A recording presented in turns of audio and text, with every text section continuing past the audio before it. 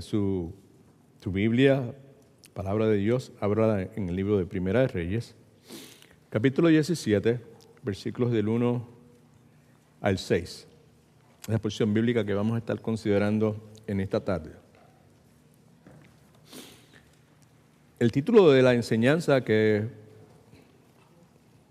tengo para compartir con ustedes en esta tarde es el siguiente: el profeta Elías, el hombre y el siervo de Dios.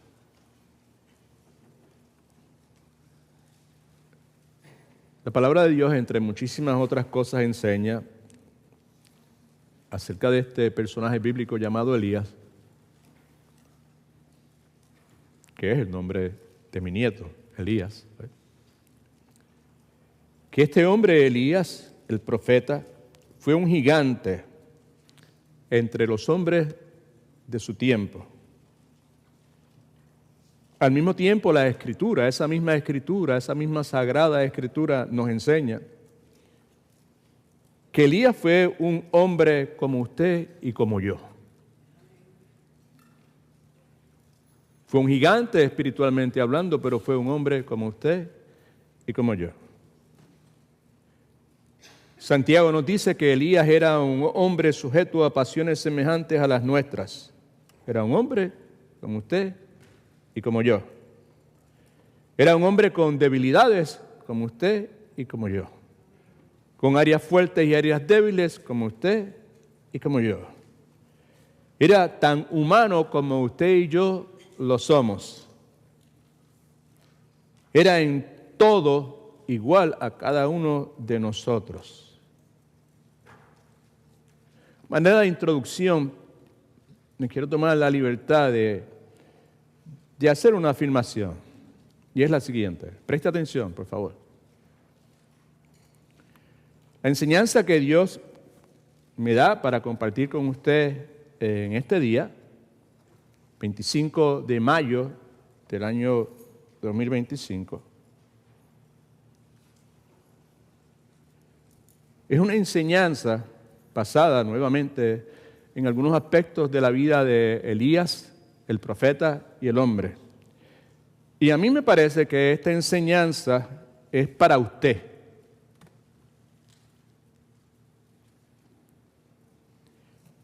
Si usted piensa que el lugar donde usted está viviendo o sirviéndole al Señor en este momento es difícil, si usted piensa de esa forma, esta enseñanza es para usted.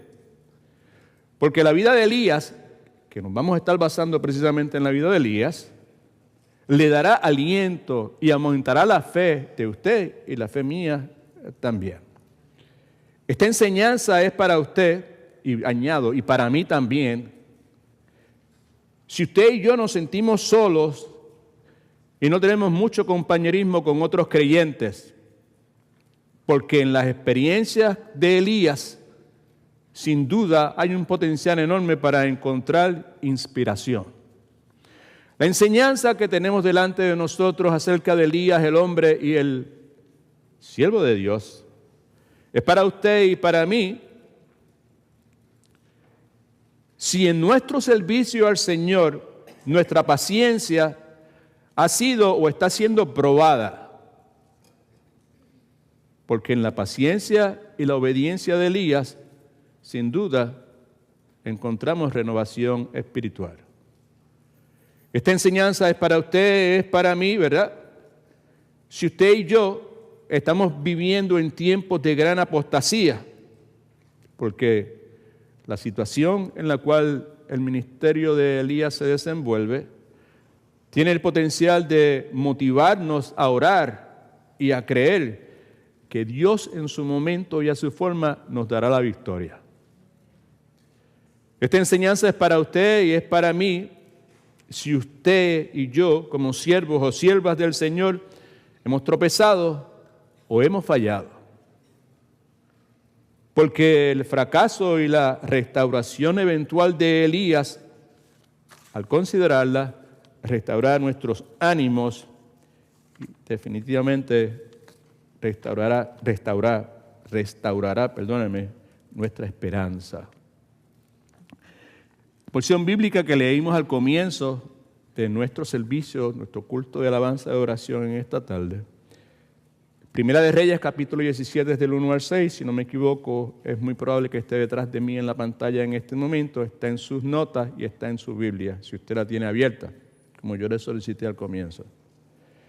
Primera de Reyes, capítulo 17, desde el 1 al 6, lee de esta forma: Entonces Elías el Tisbita, que era uno de los habitantes de Galat, dijo a Acab, rey, vive Jehová, Dios de Israel, en cuya presencia estoy, que no habrá lluvia ni rocío en estos años hasta que mi boca lo diga. Versículo 2. Llegó a él una palabra de Jehová que decía: apártate de aquí, vuelve al oriente y escóndete en el arroyo de Querit, que está frente al Jordán.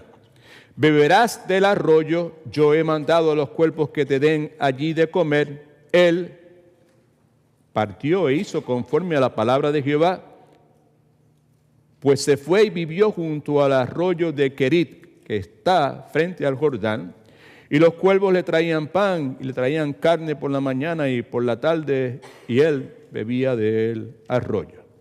Primera de Reyes, capítulo 17, versículos del 1 al 6.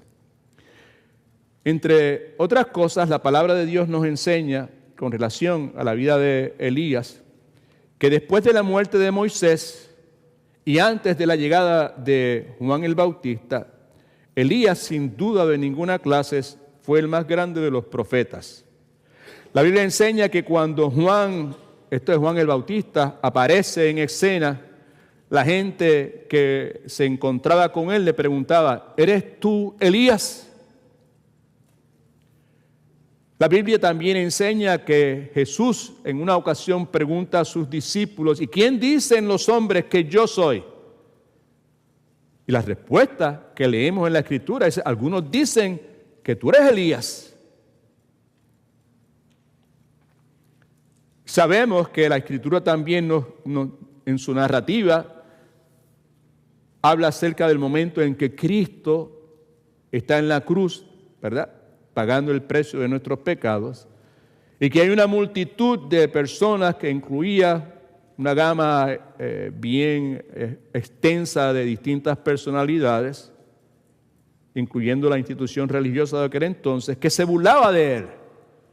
Entre las cosas que decían estos religiosos, decían: veamos a ver si Elías viene a librarlo.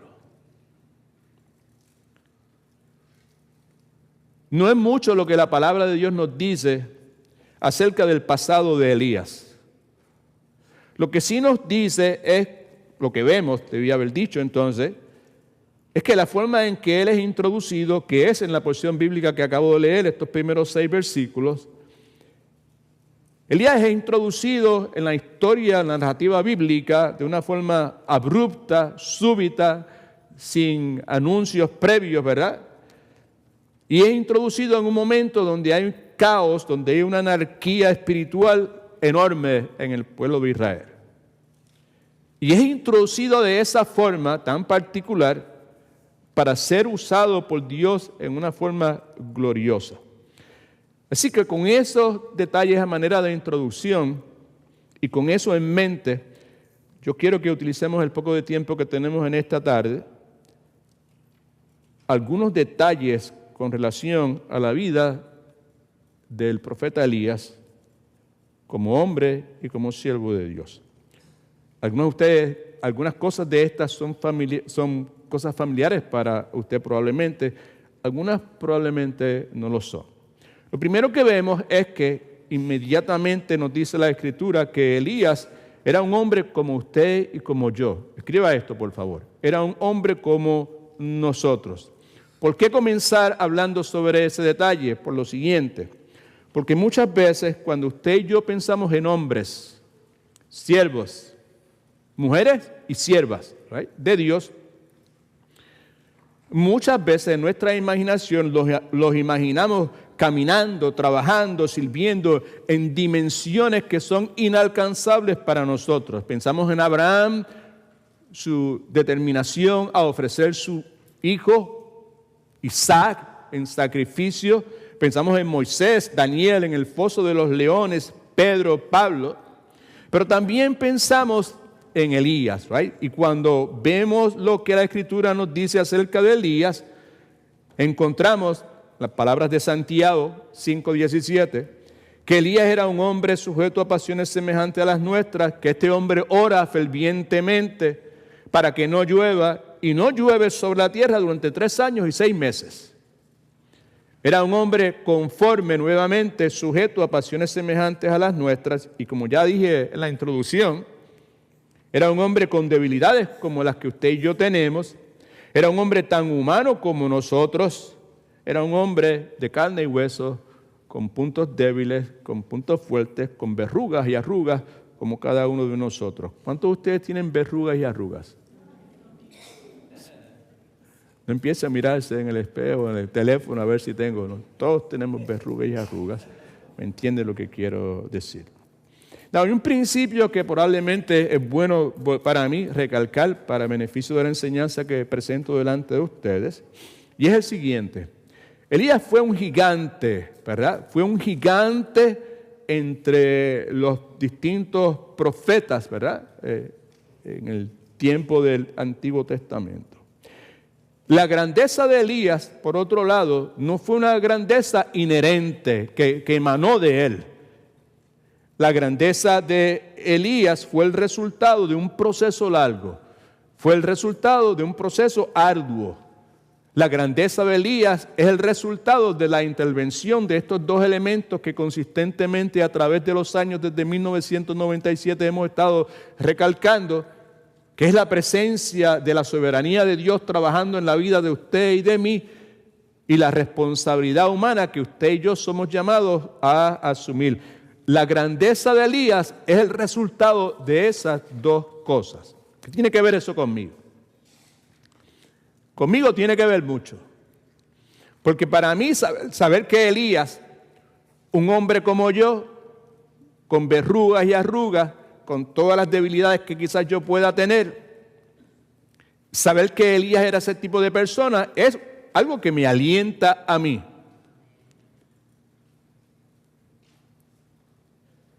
La Escritura es clara. Una de las cosas que quizás usted, si lleva un poquito de tiempo como dicen, en los caminos del Señor o estudiando la Escritura, no sé qué otra forma de expresarlo. Probablemente una de las cosas que usted sabe con relación a la Escritura es que la Escritura es honesta cuando se trata de los héroes, de los personajes importantes en la Escritura. No encubre nada. Como decía un pastor americano que nosotros queremos mucho todavía.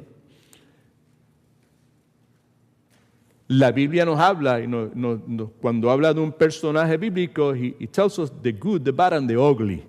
Todo lo que tiene que ver con ese personaje, ¿verdad? Y para mí es de gran aliento el saber que Elías era un hombre como yo, ¿verdad? Y que Elías era tan humano que experimenta un fracaso vergonzoso que quizás en las próximas semanas usted y yo podamos volver a visitar. El punto es que Elías era un hombre de carne y hueso. ¿Cuántos de ustedes son de carne y hueso? Es un hombre de carne y hueso, ¿right? En mi país, en mi pueblo, en Mayagüez, un hombre de carne y hueso era un hombre común, ordinario, como todo el mundo, ¿verdad? ¿Okay? Pero fue un hombre de carne y hueso, un hombre común que fue utilizado por Dios poderosamente. Y mi intención en este día es destacar algunas cosas que al nosotros considerar algunos detalles de su vida, pues nos hacen ver quizás razones por las cuales Dios lo utilizó poderosamente. Sabemos que Dios es soberano y Dios hace lo que Él quiera, amén. Y Dios ha determinado qué es lo que va a hacer desde antes del comienzo de la creación y todo ese sinnúmero de cosas que usted y yo sabemos, porque por la misericordia de Dios hemos tenido la oportunidad de meternos dentro de lo que se conoce como la sana doctrina. Elías era un hombre de carne y hueso común que fue usado por Dios poderosamente. Nada nuevo, porque si usted y yo leemos la Escritura nos damos cuenta inmediatamente que la Biblia enseña que Dios se utiliza, preste atención que es importante, en usar gente común y corriente. para utilizar sus propósitos. Esa verdad es claramente expresada en el contenido de 1 Corintios capítulo 1, versículos 25 al 29, que usted tiene en sus notas, y si no me equivoco está detrás de mí en este momento en la pantalla. Pablo, hablando sobre este particular, dice lo siguiente: porque ¿de qué particular? Del hecho de que Dios se deleita. Para Dios es un deleite hacer esto, ¿qué? Usar gente común y corriente para realizar sus propósitos. Lo que pasa en la vida nuestra es porque Dios lo permite, ¿right? Y si Dios lo permite es para beneficio ¿de quién? De nosotros. Esa es una verdad que hemos machacado y remachacado en los últimos miércoles en las sesiones que tenemos de Matete, ¿right? Así que la Escritura enseña que Dios se deleita en usar gente común y corriente para realizar sus propósitos, que es lo que vemos, como dije hace un momento, en 1 Corintios capítulo 1, versículos 25 al 29. Mi alma alaba a Dios. Porque lo insensato de Dios es más sabio que los hombres, y lo débil de Dios es más fuerte que los hombres. Considerad, pues, hermanos, vuestra vocación, vuestro llamado, y ver que no hay muchos sabios según la carne, ni muchos poderosos, ni muchos nobles. Ahora preste atención lo que del 27 para adelante nos dice la Escritura. Sino que lo necio del mundo escogió Dios, ¿para qué? Right? Y lo débil del mundo escogió Dios, ¿para qué? Y lo vil del mundo y lo menospreciado escogió Dios, y lo que no es, ¿para qué? A fin de que nadie se jacte en su presencia.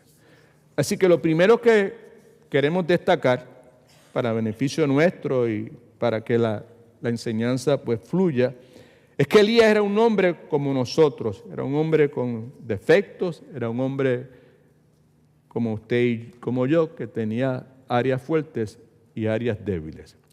Lo segundo que vamos a destacar es el hecho de que Elías vive en tiempos de gran deterioro moral y apostasía. Escriba eso, por favor. Cuando leemos, ¿verdad?, el contexto de todo esto que está sucediendo en la vida del pueblo de Israel, como se describe en el libro de Primera de Crónicas, Primera de Reyes, Primera de Samuel, todo este sinnúmero de libros que tienen muchas cosas en común. Te presentan muchos eventos, casi los mismos eventos, pero desde unas perspectivas un poquito distintas. Vemos entonces que Elías tuvo que vivir en uno de los periodos más oscuros, si usted quiere, en la historia de Israel. Tiempos donde lo que predominaba era la superstición, donde lo que predominaba era la idolatría, el ocultismo, bien, pero que bien abierto. Tiempos en que los excesos, los vicios y la maldad no solamente imperaban, estaban presentes en los pueblos, sino que estaban metidos dentro del templo de Israel. Así de serio era el asunto. La Escritura nos dice que en ese momento histórico donde Elías entra, ¿verdad?, la adoración del Dios verdadero había cesado y la misma había sido suplantada por la adoración a un Dios llamado Baal. Y de eso la adoración a Baal se había convertido en la religión oficial. ¿Por qué estamos mencionando eso? Pues porque estamos señalando que Elías vivió en tiempos de gran deterioro moral y apostasía. Como resultado de eso, pues Elías enfrenta gran oposición. Y la Escritura sugiere que entre los cientos de miles de habitantes que había en Israel en aquel entonces, solo unos pocos miles se mantuvieron fieles y firmes en su adoración al verdadero Dios, como Primera de Reyes capítulo 19, versículo 18 parece señalar. Ahí leemos: pero haré que queden en Israel 7,000 cuyas rodillas no se doblaron ante Baal y cuyas bocas no lo besaron. Así de serio era el asunto. Entre esos cientos de miles de habitantes, lo que nos sugiere es que hubo un grupo bien, pero que bien reducido, que se mantuvo fiel al Señor. El punto que yo quiero considerar y presentar a ustedes con ese propósito también, que usted lo considere y le preste un poco de atención, es que la Escritura enseña que las condiciones morales, espirituales, que imperaban en el pueblo de Israel en aquel entonces eran repulsivas. ¿Okay? No solamente eso, sino que la Escritura dice, escuche que es importante, porque nosotros no vivimos en un tiempo muy chévere que digamos. Amén. ¿Okay? La Escritura señala que nunca el pueblo había llegado a un punto tan bajo como llega en el momento en que entra Elías a hacer el trabajo que Dios le llamó a hacer. Ahora, ¿cómo sucede eso? No es muy complicado para nosotros ver cómo sucede eso. Ese punto donde el pueblo había llegado al punto más bajo en su carácter, en su entereza espiritual, es el resultado del reinado de 7 reyes en sucesión, los cuales, cuando usted lee lo que se describe acerca de sus reinados, se puede ver que eran reyes corruptos, seriamente corruptos, idólatras, malvados, inmorales. Ejemplo de eso lo vemos ahí en Primera de Reyes, capítulo 16, si no me equivoco, versículos del 29 al 33. It's back there. Praise the Lord. Okay. Esto es lo que dice. Comenzó a reinar Acab. Acuérdese que Acab es el rey con el cual Elías tiene este encontronazo que leímos en los primeros 6 versículos de Primera de Reyes, capítulo 17. Comenzó a reinar Acab, hijo de Omri, sobre Israel el año 38 de Asa, rey de Judá. Y reinó sobre Israel en Samaria 22 años. Es de asumirse, si usted lo lee se da cuenta, de que previo a él había otros reyes. Y esos reyes anteriores a él, 7 de ellos eran unos sinvergüenzas, si usted quiere. Right. Pero acá dice la Escritura, hijo de Omri, hizo lo malo, note por favor, lo está mirando, ante los ojos de Jehová. ¿Qué es lo que dice después? Más, todo el mundo lea conmigo, por favor. Más que todos los que reinaron antes que él. Brinque por favor al versículo 33 que dice, también hizo Acab una imagen de acera, que esa es la mamá de Baal en el contexto histórico, ¿verdad? Y lo hizo para provocar así la ira de Jehová. Como resultado de eso, la ira de Jehová se enciende, Dios de Israel, más que, otra vez, subrayo lo último si quiere, más que todos los reyes de Israel que reinaron antes de él. Así que vemos claramente, ¿verdad?, que Elías vivía en un tiempo donde las condiciones morales y espirituales eran repulsivas, probablemente, ¿verdad? Sin duda, debía haber dicho. Y en el día de hoy, la cosa no ha cambiado mucho. En el día de hoy, pues, lo que tenemos aquí donde nosotros vivimos es una expresión de lo que se ha denominado como cristianismo cultural o cristianismo terapéutico o nacionalismo cristiano o hedonismo, misticismo, materialismo vestido de cristianismo y todo ese sinnúmero de cosas. ¿Cuál es el punto? El punto es que usted y yo en este momento, al igual que Elías, que era un hombre común y corriente como usted y como yo, estamos viviendo en días que Pablo lo identifica como días malos. Esos días malos son días oscuros y la Escritura enseña que son los días que preceden al regreso del Señor Jesucristo. Son días malos, son días oscuros y es ese periodo que marca el momento de la ascensión del Señor Jesucristo luego de su resurrección y la segunda venida del Señor Jesucristo. Pablo en Efesios capítulo 5, versículo 15 dice, mirad pues con diligencia cómo andéis, cómo vivan, no sean necios, vivan como gente sabia y aprovechen bien el tiempo porque los días son malos. Pablo un poco más adelante en segunda de Timoteo, perdóname, capítulo 4, versículos 3 y 4, que está en sus notas habla sobre ese particular. Por favor, subraye las primeras 3 palabras, si quiere, ¿verdad? Eso no es obligatorio. Si usted quiere, de 2 de Timoteo capítulo 4, versículos 3 y 4. La frase es, pues vendrá tiempo. ¿Verdad? Es un kairos, tiempo al cual Pablo está haciendo referencia. Cuando no soportarán la sana doctrina, referencia a la gente que reclama ser cristianos y otros que no lo son, obviamente, ¿verdad? Pero en particular la gente que está dentro de una iglesia que reclaman ser cristianos, pero que no lo son. Vendrá tiempo cuando no soportarán la sana doctrina, a la cual hice referencia hace unos momentos, ¿verdad? Sino que teniendo comenzón, de oír, se amontonarán, atraerán hacia sí mismos maestros conforme a sus propias pasiones. Y el versículo 4 nos dice que estas personas apartarán de la verdad el oído, no les interesa escuchar la verdad de Dios y se volverán a las fábulas.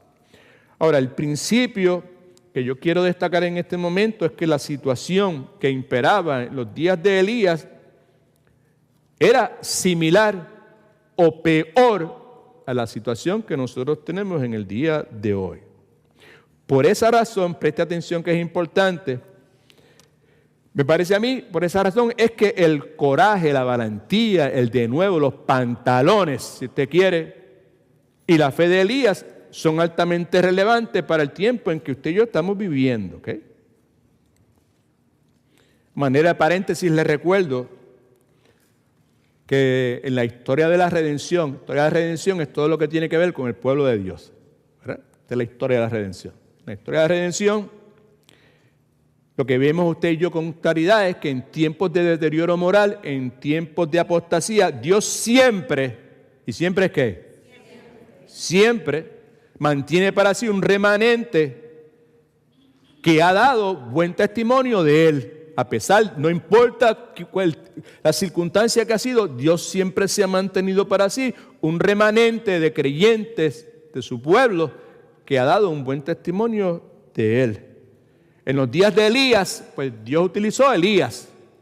Y en el día de hoy, nosotros, lavados por la sangre de Jesucristo, escogidos por las razones que solamente Dios sabe, somos llamados a dar un buen testimonio, bueno, genuino, verdadero, del Dios que nos llamó a la fe en el Señor Jesucristo.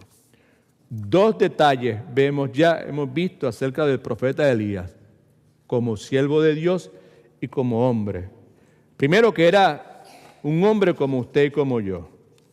Segundo, que le tocó vivir en tiempos de gran deterioro moral y apostasía, que eran peores que los que usted y yo estamos viviendo.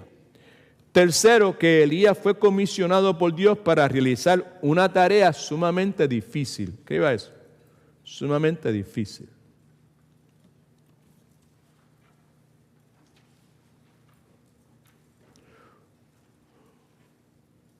Un pensamiento, una afirmación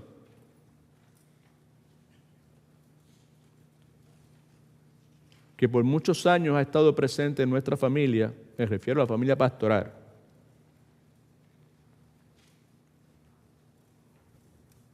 Es que muchos de los problemas que nosotros hemos enfrentado a través de los años pudieron ser evitados si nosotros no insistiéramos en vivir cristianamente.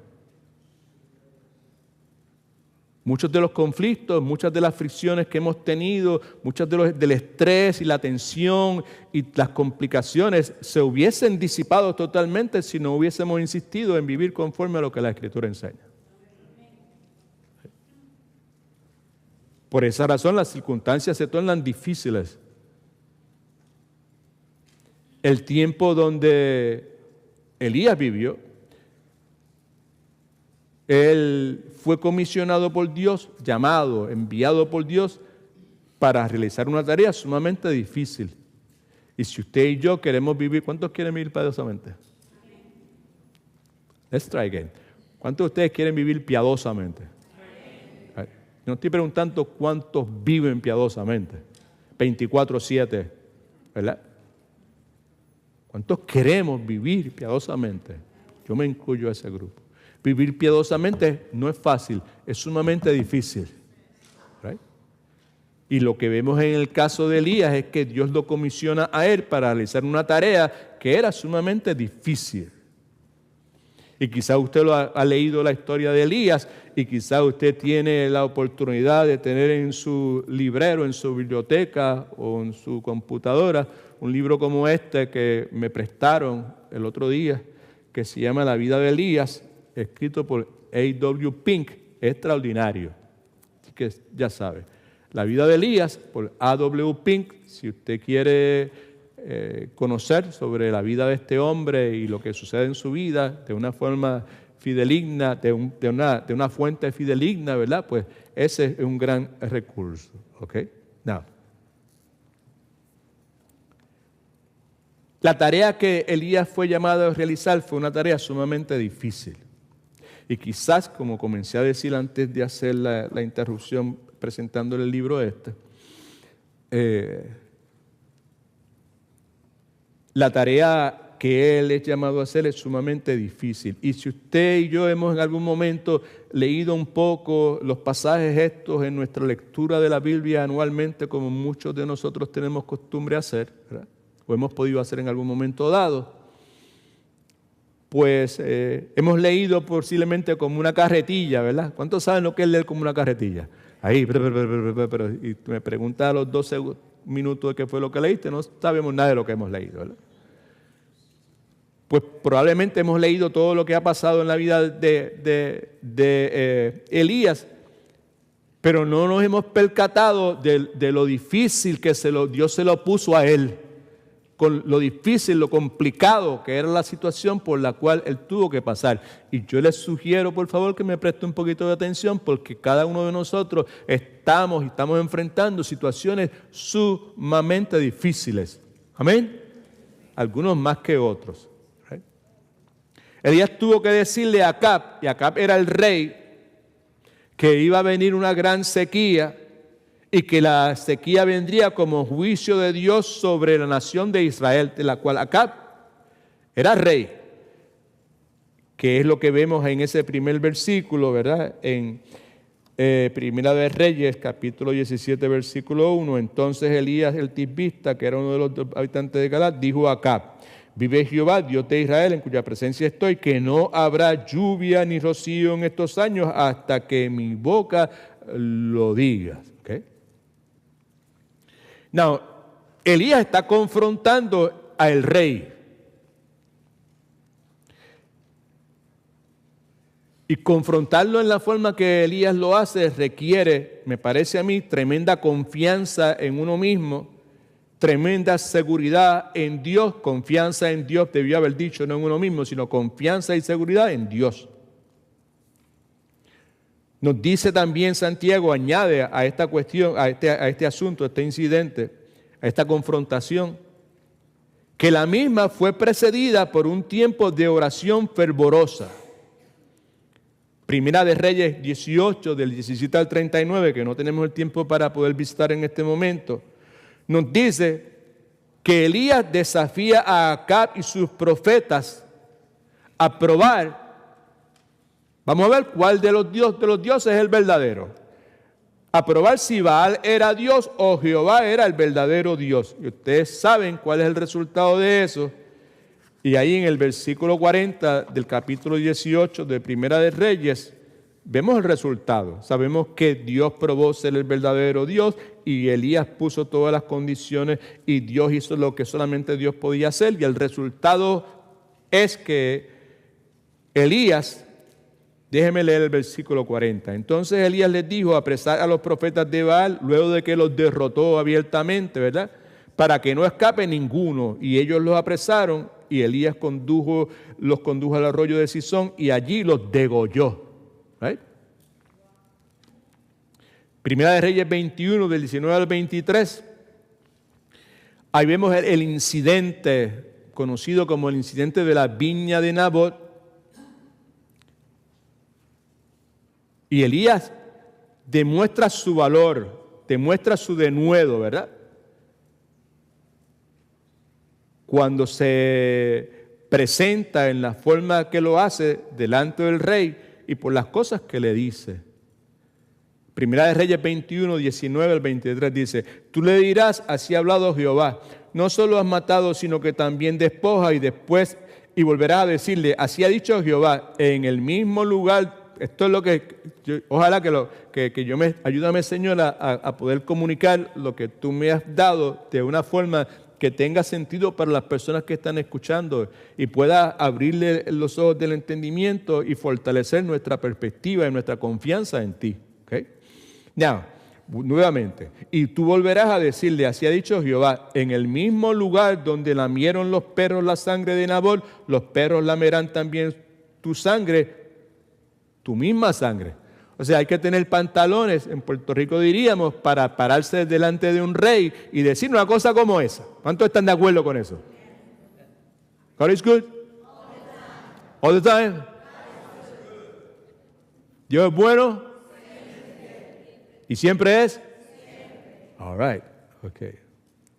Versículo 21 dice, yo voy a traer el mal sobre ti. Estamos destacando los pantalones, el valor, el denuedo de este hombre. Y yo barreré tu posteridad y destruiré hasta el último hombre de la casa de Acab, tanto el siervo como el libre en Israel. Mira el versículo 23. De Jezabel, que era la esposa del hombre, también ha hablado Jehová diciendo, y los perros se comerán a Jezabel en el muro de Jezreel. All right. ¿Qué tiene que ver eso conmigo? ¿Hay alguna enseñanza en esto? Me parece a mí que sí. Hay una gran enseñanza. Lo que la Escritura nos dice es que Elías era un hombre como usted, como yo. Right? Mi abuelita decía que se pone los pantalones igual que todo el mundo se los pone. Nada distinto. Verrugas y arrugas. Right? El punto es que se necesita tener tremendo valor y tremenda confianza en Dios para que un hombre como Elías, un hombre sujeto a las pasiones como somos cada uno de nosotros, right, se aventure, tenga el atrevimiento, el denuedo de desafiar, de confrontar a los enemigos de Dios en la forma en que Elías lo hizo. Punto número 4 en sus notas, por favor. La vida de Elías estuvo caracterizada por una separación real de la maldad que le rodeaba. Por favor, hay un blanco ahí que es separación. Escribe el blanco si le parece bien, nuevamente no está obligado a hacerlo. Pero no solamente escribe el blanco, yo le suplico por favor que subraye la palabra real.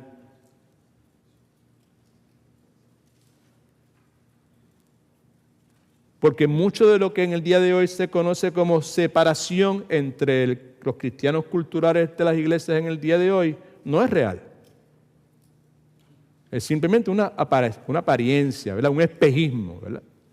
Algo que aparenta ser lo que en realidad no es. Así que la vida de Elías estuvo caracterizada por una separación real de la maldad que lo rodeaba.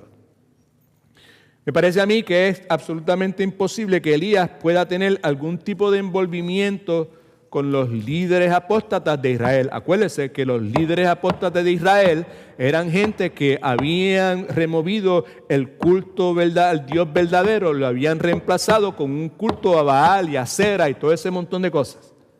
¿Right? Difícilmente Elías pudo estar envuelto o tener comunión, asociarse, compartir, ¿verdad? Estar envuelto en una confraternidad con los distintos dioses esos, o mejor dicho, sacerdotes y la institución religiosa de aquel tiempo. Y la enseñanza, si usted quiere, o la aplicación para nosotros, no para usted, para nosotros, ¿ok? Es que usted y yo somos llamados a hacer precisamente lo mismo. Y volvemos nuevamente a la porción que yo leí hace un momento, pero que ahora la leemos nuevamente de la pantalla, de la Biblia o de las notas que usted tiene, ¿verdad? Efesios capítulo 5, versículo 11, donde la Escritura, pues, nos dice, ¿verdad? Que no participemos, subraye por favor, y no participéis en las obras infructuosas de las tinieblas, sino más bien reprenderlas. ¿Sí puedo explicar esto? Y lo voy a explicar hablando de mí, ¿verdad? Y usted, si usted quiere, usted hable de usted, pero yo voy a hablar de mí. Si yo realmente amo a Dios, yo digo que yo amo a Dios. Yo amo a Dios. Y yo le canto a Dios, yo te amo. Cuánto te amo, Cristo, cuánto te amo. Señor, yo te amo y vengo a cantar. ¿Te acuerdas? ¿Cuántos se acuerdan de esa alabanza? We sing it for many years, right? Okay. Si yo amo realmente a Dios, si yo realmente creo en la inspiración y autoridad de la palabra de Dios, si yo creo que en la suficiencia del trabajo expiatorio de Jesucristo, todo eso es sana doctrina, by the way. Si de verdad yo creo en la resurrección de nuestro Señor, si eso es así, ¿verdad? Pienso yo, pues entonces yo no puedo estar envuelto con aquellos que mencionan el nombre del Señor y sus prerrogativas y sus decisiones niegan la revelación que Dios nos ha dado acerca de Cristo y su trabajo en la santa palabra, en la Escritura. Por otro lado, quiero hacer un paréntesis breve aquí porque me parece importante también. Si bien es cierto, presta atención, te suplico,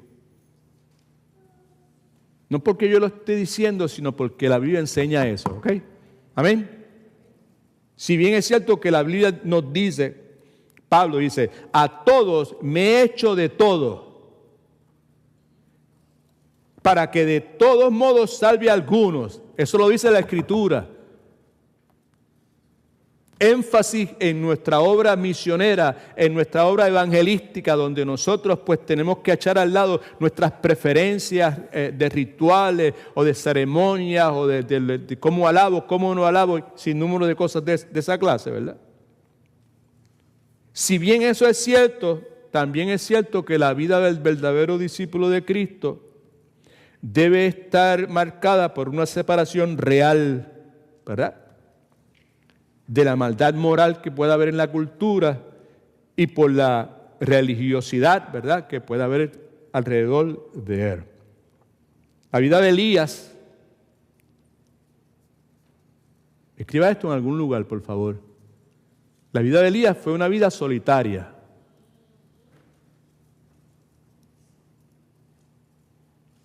Entre otras cosas, porque él estaba determinado a serle fiel a su llamado y a la comisión que Dios le había dado, sin importarle el precio que hubiese tenido que pagar.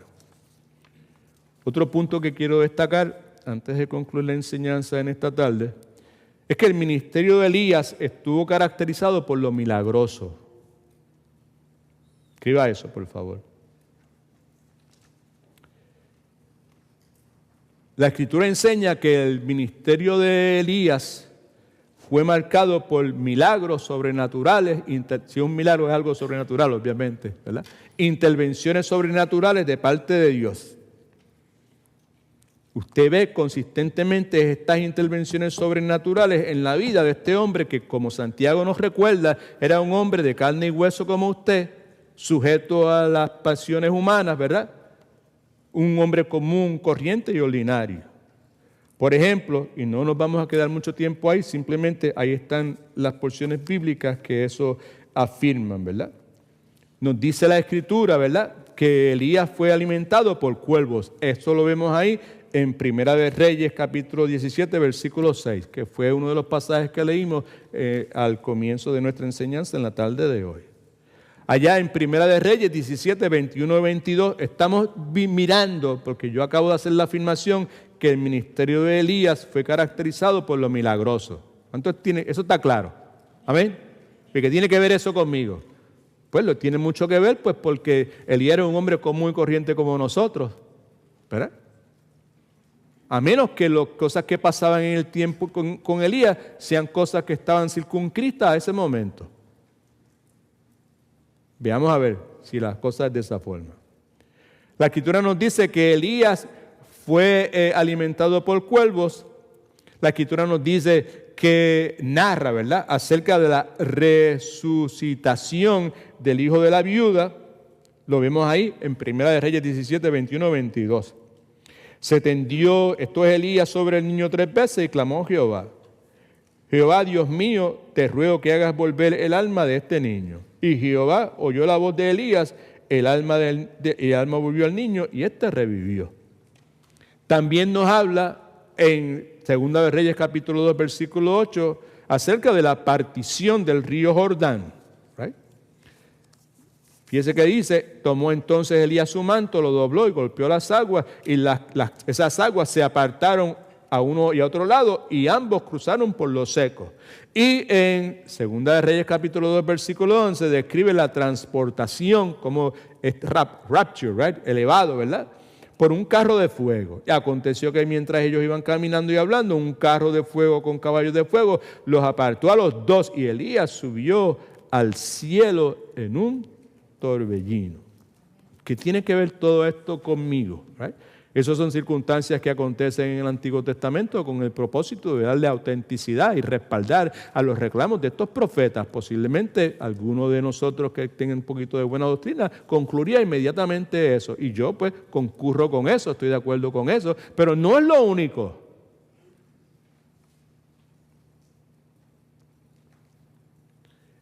Este es el punto que quiero destacar al mencionar esto.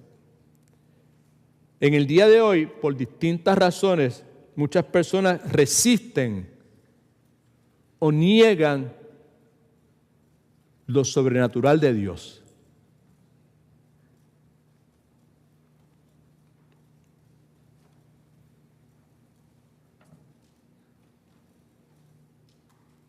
Yo no le voy a decir, levante su mano si usted cree lo que yo creo. Pero yo puedo decirle en este momento, sin temor a equivocarme, sin que me tiemble nada, que yo creo que las cosas que sucedieron en el ministerio de Elías y que usted y yo acabamos de leer, sucedieron exactamente en la forma que fueron descritas. I believe that. Yo no sé si usted cree o no cree, pero yo lo creo. Sin duda de ninguna clase. Para mí esas cosas no son fábulas, no son leyendas y no son mitos. El issue es que a muchos de nosotros probablemente decimos, para mí tampoco. Pero el issue es que decimos que a mí tampoco, pero vivimos como si lo fuera. No hay espacio en nuestra vida para la intervención sobrenatural de Dios. Elías fue un hombre como cada uno de nosotros y otra vez se ponía los pantalones y los zapatos en la misma forma que nosotros nos los ponemos. Pero fue un hombre común y corriente con verrugas y arrugas, con debilidades y todo ese montón de cosas que hemos ya mencionado a la saciedad. Pero su vida, su ministerio fue caracterizado por lo milagroso, por las intervenciones sobrenaturales de Dios en la vida de ellos. Yo lo que quiero someter a su consideración con humildad, pero con urgencia. ¿Por qué con urgencia? Yo continúo pensando que Dios nos ha llamado a vivir este día como si fuera el último día que vamos a vivir.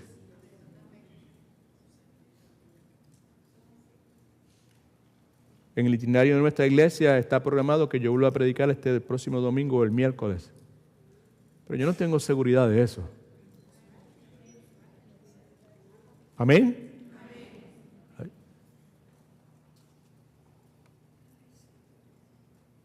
Lo que yo quiero destacar en esta hora, en esta tarde, en este momento, en esta coyuntura histórica de nuestra iglesia, al comienzo a mitad del servicio, antes de la predicación, tuvimos la oportunidad de comunicar y despedir al hermano al pastor Willy, a la hermana Rosita, y pues nos entristece, pero nos alegramos y toda esa cuestión. Pero vimos, por lo menos nosotros lo que hemos estado envueltos en la situación por los últimos 3 años, ¿verdad? En cuanto para dónde se iban, cuándo se iban, dónde iba a estudiar, qué iba a pasar. Todo. ¿Hemos visto o no hemos visto la obra, la mano sobrenatural de Dios? En el tiempo, en el momento particular, preciso. Y muchos de nosotros vivimos nuestra vida cantando todos los himnos, todos los coros, todas las alabanzas, cuánto te amo y lo que sea, Pero la verdad del caso es que la realidad de este Dios sobrenatural, ¿verdad? Que hace cosas de la nada, para el cual no hay nada imposible, pues it's so far away from us. Así que yo insisto, ¿verdad? Que Dios me ayude, ¿verdad? Que cada día se convierta más y más parte de mí, que sea real y verdadero. El entendimiento, la convicción de que nuestro Dios es un Dios de milagros, ¿verdad?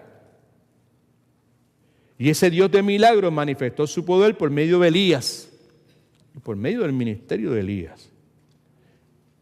Mi esperanza, mi certeza, mi seguridad, mi confianza es que Él continuará haciéndolo como lo ha hecho con el montón de hombres y mujeres que como Elías han sido parte de los ministerios de esta iglesia.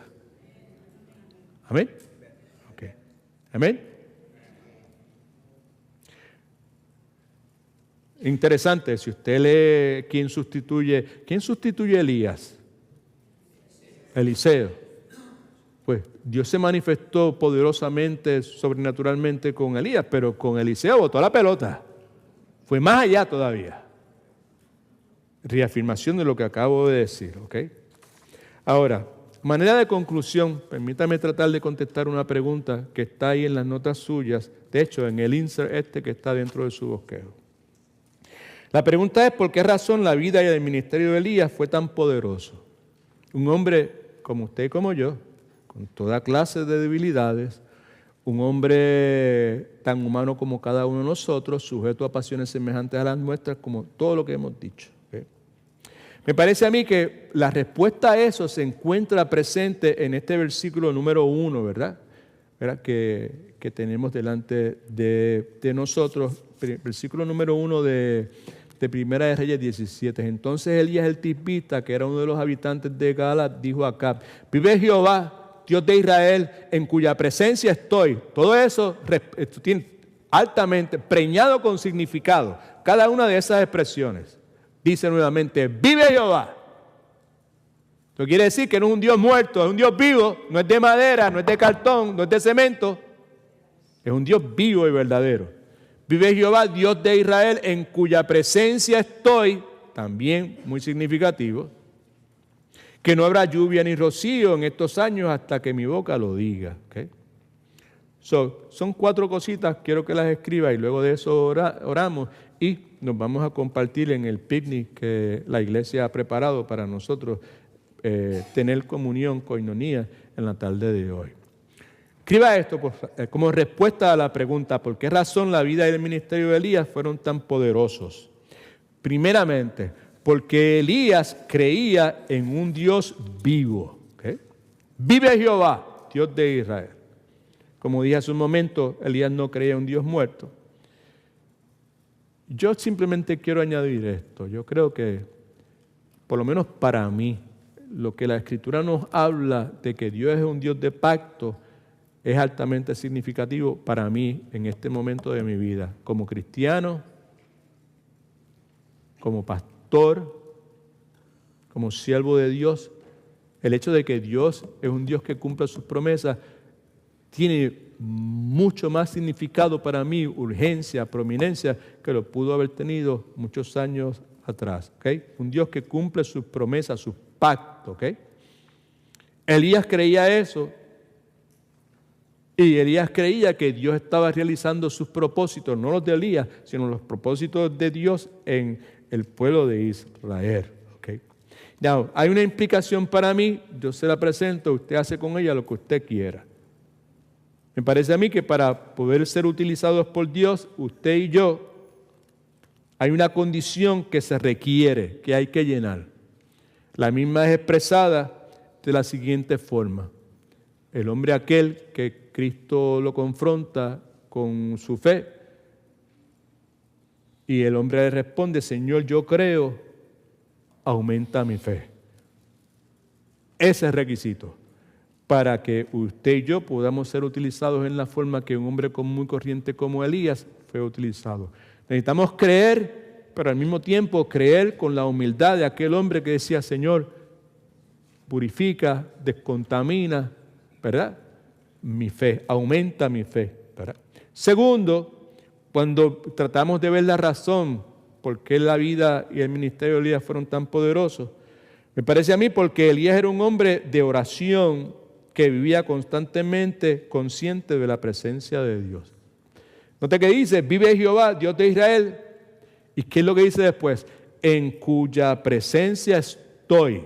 Y hemos sugerido a la saciedad que el asunto de orar, nuevamente, de orar constante, orar como la Escritura nos llama, orar sin cesar, no es una cuestión de orar 10 horas de corrido, 8 horas de corrido, ¿verdad? ¿Sabe? Levantarme a las 4 de la mañana para hacerlo. Si usted puede hacer eso, pues gloria al nombre del Señor. Amén. Pero si la realidad no se lo permite, pues entonces usted puede hacerlo de todas formas, orar sin cesar. Usted puede orar constantemente, en todo momento, en una comunión, una comunicación constante con el Dios de la gloria. Acuérdese que es un diálogo con Dios. ¿Verdad? No se olvide sobre ese particular. ¿Okay?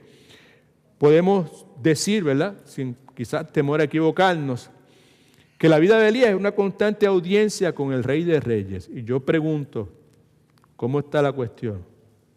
Ustedes me escuchan hablar constantemente acerca de mis batallas con los gigantes de mi mente. O sea, yo tengo batallas con los gigantes de mi mente porque tengo una comunión, un diálogo constante con mi Señor. Si no tuviera un diálogo constante con mi Señor, no tuviera problemas con los gigantes de mi mente. ¿Amén?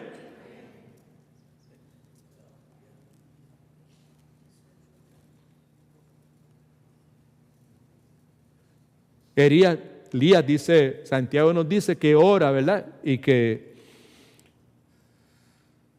oró de una forma tan ferviente, quizás esa es una buena palabra para describir la forma que Elías oraba.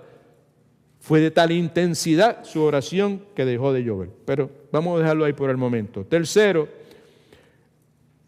razón por la cual la vida y el ministerio de Elías fueron tan poderosos, pues porque Elías obedeció a Dios incondicionalmente.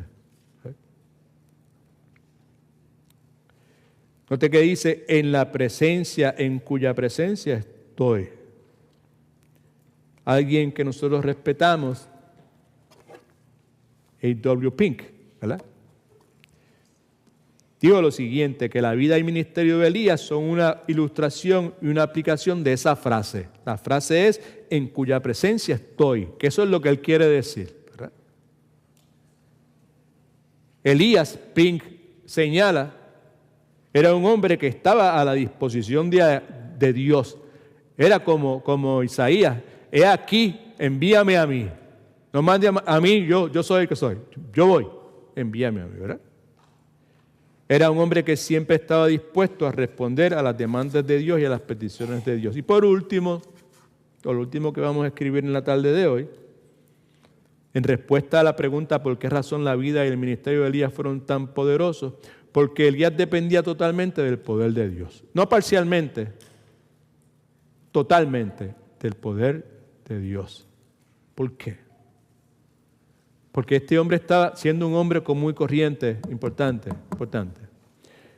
Como el apóstol Pablo, él estaba completamente seguro, ¿verdad?, que en sí mismo era una persona totalmente débil, ¿verdad? Y me parece a mí que como Pablo y que como muchos otros creyentes a través de la historia de la redención, aprendió que podía y que debía depender del poder de Dios. Aprendió otra vez que yo puedo depender del poder de Dios. Repita conmigo, yo puedo depender del poder de Dios. Repita conmigo, yo debo depender del poder de Dios. Pablo estaba claro en cuanto a eso. Segunda de Corintios, capítulo 12, versículo 10 dice, usted sabe, usted ha leído eso 3 millones de veces y probablemente tiene esto pegado en la pared de su casa. Luego de pedirle a Dios que removiese el aguijón que tenía en la carne, usted sabe la conclusión. Y Dios le dijo, bástate de mi gracia, mi poder se perfecciona en tu debilidad. La conclusión de Pablo es, por lo cual, ante la respuesta de Dios, por amor a Cristo me gozo en las debilidades, en insultos, en necesidades, en persecuciones, en angustia, porque cuando soy débil, entonces soy fuerte. Pablo aprendió que él podía depender del poder de Dios. Pablo aprendió que él debía depender del poder de Dios. Hace unos minutos atrás, tratando de darle a mis amados hermanos, Pastor Willy y la hermana Rosita, Elías y Elizabeth, algo, no sé, llevarse con ellos, ¿verdad? Me pareció prudente darle esos dos pasajes bíblicos que han sido pilar, fundamentos para mi vida. 1 Corintios 15:10 dice esto, es Pablo el que escribe eso, el autor humano, ¿verdad? Es el mismo que aprendió que podía depender del poder de Dios. Es el mismo que aprendió que debía depender del poder de Dios y lo expresa en 1 Corintios 15:10, donde escribe, por la gracia de Dios yo soy lo que soy. Gracia es poder, by the way. En ese contexto es poder, por el poder de Dios, por el favor inmerecido de Dios, pero poder también, right? Y su gracia, su poder, no ha sido en vano para conmigo. Antes bien, yo he trabajado más que todo el mundo, yo he cumplido con mi responsabilidad, pero no he sido yo, ha sido la gracia de Dios en mí. Verdaderamente bendecido es el creyente que entiende esa verdad bíblica y la aplica, y la reconoce y la aplica en su vida. Elías también supo lo que era esperar en el Señor, y me parece a mí que él probó la verdad que se encierra en las palabras de Isaías 40, 29 al 31, que muchos de ustedes también saben de memoria, que han cantado a través de los años himnos, cánticos de alabanza y adoración, donde se menciona el hecho de que Dios da fuerza al cansado y multiplica la fuerza de los que no tienen ninguna. Menciona a unos que la Escritura identifica como muchachos que se fatigan y se cansan, pero los jóvenes flaquean y caen, mas los que esperan en Jehová tendrán nueva fuerza. Levantarán alas como las águilas, correrán y no se cansarán, caminarán y no se fatigarán. Alabado sea el nombre de Jesús. Así que en conclusión les recuerdo, otra vez con humildad, ¿verdad? Y reconociendo que pues siervos inútiles somos.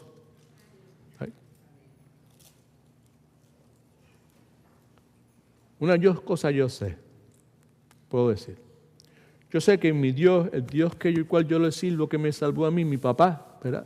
Mi Padre Celestial, da poder a los que son débiles y reconoce que son débiles. Eso yo lo sé. Porque Dios resiste al soberbio y da gracia al humilde. Estamos ahí. Yo sé que Dios le da poder a los que dependen de Él. Yo sé que Dios le da poder a los que confían en Él. Elías era un hombre de valor, era un hombre humilde. Elías era un hombre paciente, era un hombre sabio. La pregunta entonces para mí, a manera de conclusión en esta tarde, es ¿de dónde sale? ¿De dónde sale el valor de Elías? Sale del hecho de que Elías creía en un Dios vivo y dependía del poder de Dios. ¿De dónde sale la humildad de Elías? Sale de su vida de oración y de su constante conciencia de la presencia de Dios 24/7 en todos los lugares donde él estuviese, en la iglesia, en su trabajo, de día, de noche, donde fuera. ¿De dónde sale la paciencia de Elías? De su obediencia incondicional a Dios, a su palabra, ¿verdad? Y sabemos que siendo Elías un hombre como usted y como yo, sujeto a las pasiones humanas, ¿verdad? No fue un hombre que su vida de obediencia a Dios fue una línea recta. ¿Right? Una línea recta. ¿Sabe lo que es una línea recta? Una línea recta, presta atención por favor. Acá. Una línea recta no fue un hombre que estuvo en todo momento obedeciendo a Dios constantemente. Porque sabemos que no, porque la Escritura lo enseña, pero independientemente de que la Escritura no mencione eventos particulares, sabemos que si era un hombre como usted, como yo, pues su vida no fue una línea recta. Sí, fue un caminar donde hubo tropiezos, donde hubo desvíos. ¿Cuántos alaban a Dios? Ojalá que lo entienda lo que quiero decir. ¿Okay? Buscaba una obediencia incondicional a Dios en su palabra. ¿De dónde sale la sabiduría de Elías? En el hecho de que tenía una prioridad y Dios permita que esa sea mi prioridad en los pocos o muchos años que me queden de vida. Y sea la prioridad de China, la prioridad de Willy, de Elías, de Elizabeth. ¿De dónde sale la sabiduría de Elías? Del hecho de que conocían la mente de Dios. Make that a priority in your life. Busca pensar como Dios piensa. Tener una perspectiva bíblica de todos los asuntos de tu vida. Eso no garantiza que vas a vivir la vida, la línea recta, right? Lo que garantiza es que cuando llegue el momento del tropiezo y desviarte, ese hecho que tienes en la mente de Dios te va a capacitar para identificarlo. Y el hecho de que tu mente está saturada con la mente de Dios te va a dar los recursos que vas a necesitar para hacer lo que nos toca hacer cuando nos toca. Amén. Levantarnos. Levantarme por la gracia de Dios. Descansando en el poder de Dios.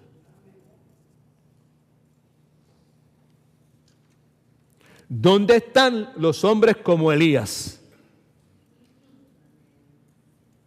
Una frase que se repite a través de la historia, ¿sí? Que ha sido utilizada en composiciones musicales extraordinarias también. ¿Cómo puedo convertirme en un hombre como Elías? Quizás a algunos se le ocurra preguntarse. Comienza con reconociendo nuestra bancarrota espiritual. Ese es el comienzo. Preste atención, por favor. Porque con esta cuestión de reconocer la bancarrota espiritual, muchos de nosotros nos hemos limitado a considerar eso como el comienzo de nuestra jornada espiritual. Comienza de esa forma. Pero yo someto a su consideración que es esencial que cada uno de nosotros vivamos conscientes de que aún luchamos con esa realidad. De que si hay algo, como Pablo decía, por la gracia de Dios, yo soy lo que soy. Su gracia no ha sido en vano para conmigo. Yo he trabajado, pero si yo he trabajado, si yo he echado para adelante, si yo he buscado la santificación, no he sido yo, sino ha sido la gracia de Dios en mí. Porque todo lo que sucede en la vida de nosotros es por medio de la gracia de Dios.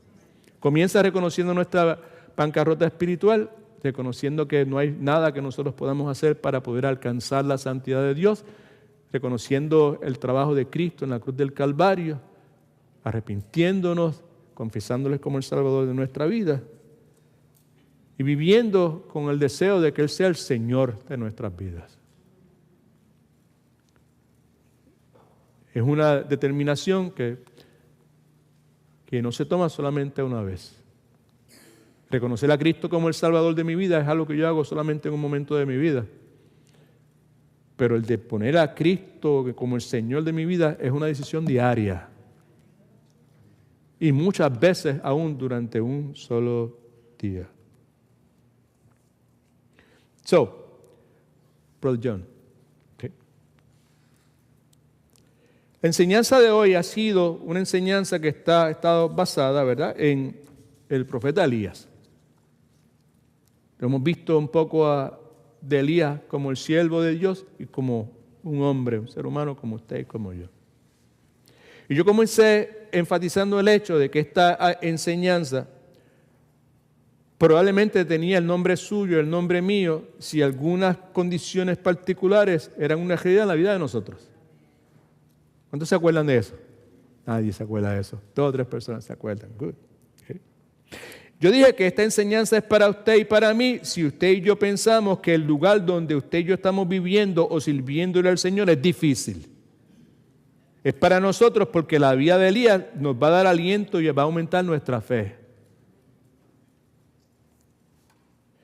Dije que es para nosotros la enseñanza si en nuestro servicio al Señor, nuestra paciencia,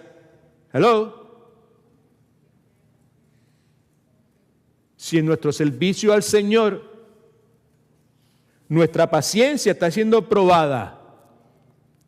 ¿Cómo? Por la escasez de resultados.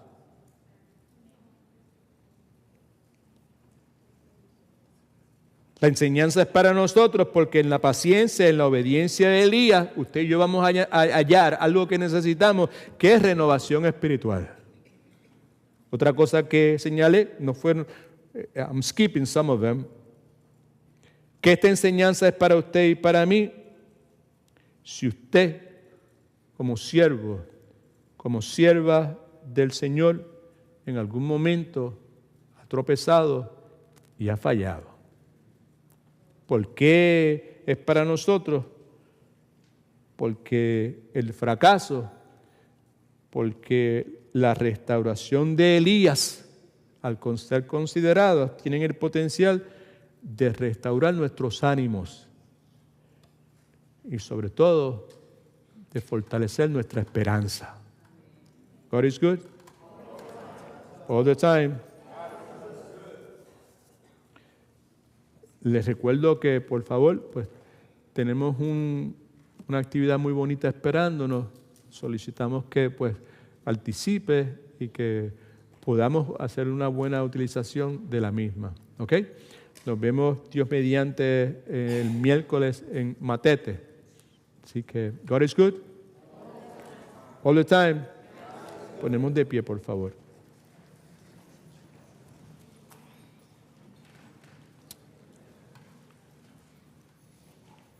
We're glad to have Brother John back. Amen.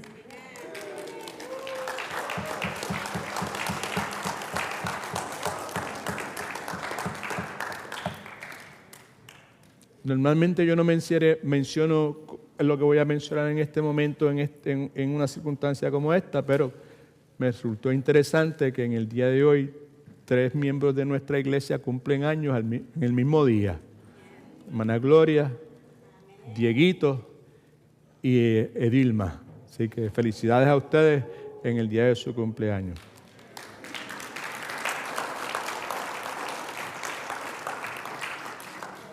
Acompáñenme a orar, por favor. Padre, en el nombre de Jesús, te damos mil gracias por el día que nos has regalado. Gracias, Señor, por tu palabra.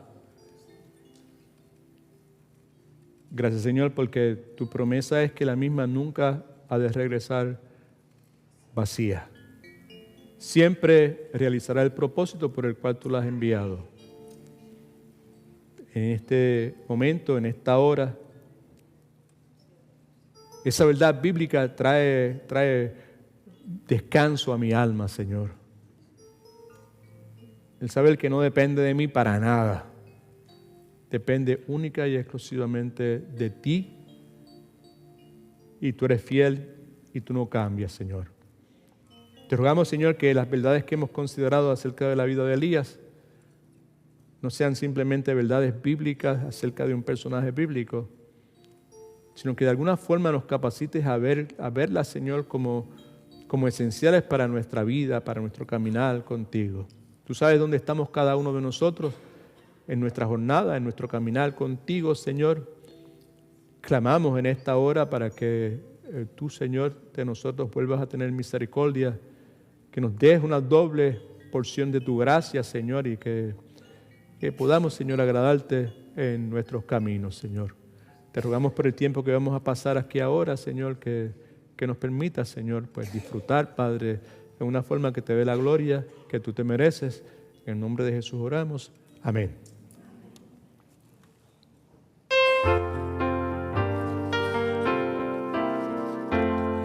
Praise God from whom all blessings flow. Praise Him, all creatures here below.